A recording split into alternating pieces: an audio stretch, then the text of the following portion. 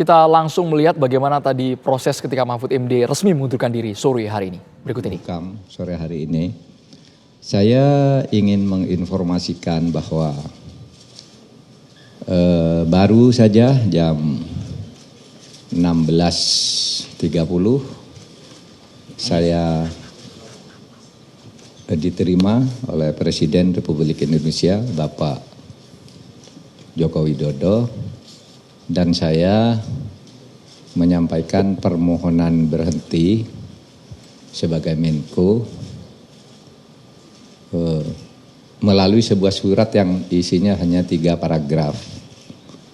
Paragraf pertama, saya mengucapkan terima kasih Bapak Presiden telah mempercayai saya. Sejak 23 Oktober 2019 saya diangkat dengan penuh penghormatan beliau kepada saya dan penghormatan saya kepada beliau saat itu. Saya dilantik, lalu beliau menyerahkan kepres sendiri, sebelumnya memberi arahan secara pribadi, dan selama 4 tahun lebih kami bekerja sama dengan baik. Itu ucapan terima kasih saya. Lalu yang kedua, oleh karena saya sekarang ikut kontestasi politik untuk melanjutkan estafeta kepemimpinan nasional yang harus terus berjalan, maka saya mohon berhenti. Lalu yang ketiga, Bapak Presiden, saya mohon maaf kalau selama membantu Bapak saya ada kekurangan yang mungkin tidak berkenan di hati Bapak Presiden. Jadi itu yang saya sampaikan. Jawaban Presiden, ya beliau juga waktu pertemuan tadi happy, beliau banyak bergurau, saya juga tersenyum, gembira, ya seperti teman lama lah. Beliau gembira, ya Pak Mahfud, saya ini terima surat ini dulu, katanya. Terus selama ini saya juga berterima kasih Pak Mahfud sudah membantu dan saya merasa terbantu gitu. Kemudian saya juga minta maaf kalau ada saya keliru-keliru, jadi saling minta maaf itu budaya adiluhung Indonesia kan begitu, saling minta maaf, saling berterima kasih gitu. Nah, di luar itu saya menyampaikan substansi urusan Kemenko Polhukam yang sekarang sedang berjalan, yang rutin-rutin berjalan, dikendalikan oleh 7 deputi, 7 kedeputian yang sekarang masih aktif terus bekerja semuanya di bawah koordinasi teknis Bapak Letjen Teguh Pujo Rumokso. Sesmenko sudah mengendalikan jika saya sedang cuti. Nah, semuanya berjalan baik, tapi ada 3 hal saya beri catatan yang perlu dilanjutkan karena ada impres dari Presiden sendiri, yaitu 1 tentang hutang BLBI. Saya katakan Bapak pernah memberi impres kepada kami untuk mulai menagih hutang tunggaan BLBI.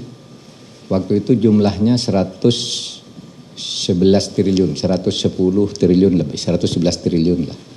Dalam 1,5 tahun kami bekerja, sekarang ini sudah terkumpul tagihan yang sudah ada di tangan kami sebesar 35,7 triliun. Yang kalau dihitung dengan persentase itu 31,8%.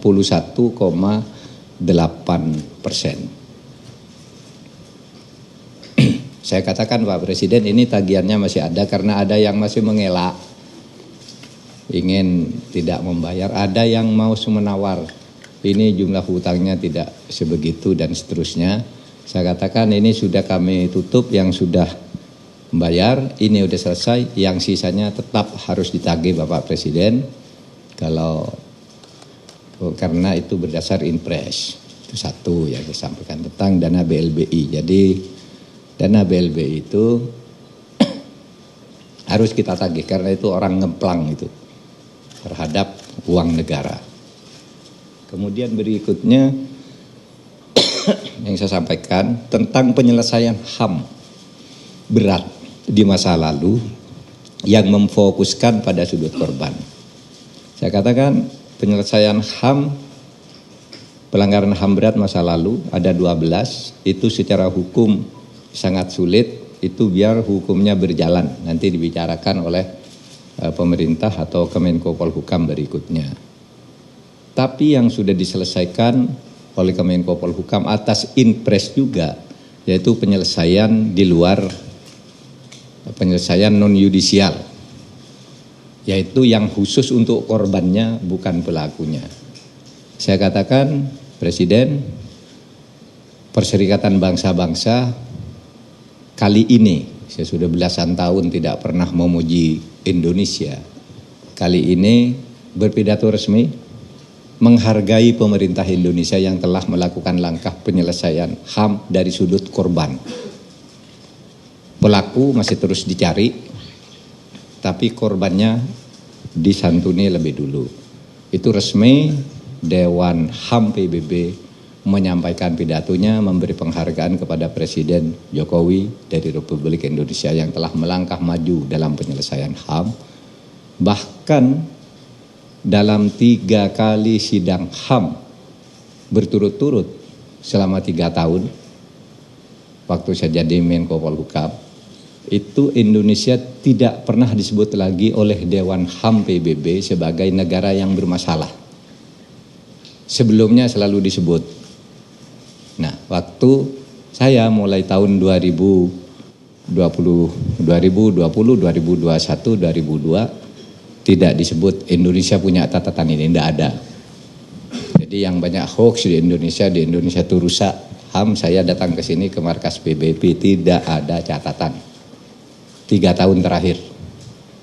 Dulu selalu disebut yang mengalami kemajuan negara ini, yang melamai kemunduran negara ini, Indonesia selalu disebut di kemunduran. Sekarang udah tidak disebut.